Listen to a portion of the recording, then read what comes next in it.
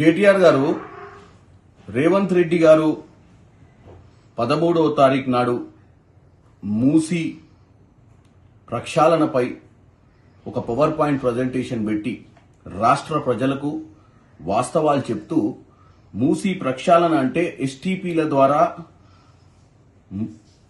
Drainage వాటర్ని clean చేసి మూసి నదిలోకి పంప్ చేయడమే కాకుండా గోదావరి నుంచి తీసుకొచ్చి ఎల్లకాలము అంటే సంవత్సరం పొడుగుతా కూడా ఈ యొక్క మూసి నది హైదరాబాద్ నడిబొడ్డున ఎలా ప్రవహించాలో, అలాగే ఇప్పుడు సబర్మతి రివర్ కానీ అహ్మదాబాద్లో అటుపోతే గంగా కానీ వారణాసిలో ఏ విధంగానైతే ప్రక్షాళన జరిగి అక్కడ ఉన్నటువంటి నిర్వాసితులను అంటే గతంలో వెనకట ఉన్నటువంటి నిర్వాసితులకు నేను సబర్మతి రివర్కి నేను పర్సనల్గా పోవడం జరిగింది.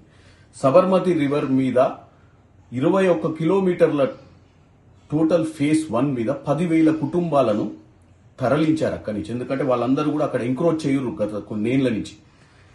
దాన్ని ప్రక్షాళన చేయాలన్నప్పుడు ఒరిజినల్ ఏదైతే రివర్ మొదటి నుంచి ఉన్నటువంటి రివర్ ఏ విధంగానైతే పారుతో ఆ విధంగా ఎంత బఫర్ ఉందో, ఎంత విస్తీర్ణం ఉందో అంత విస్తీర్ణం చేయడం వల్లనే అది సాధ్యమైంది.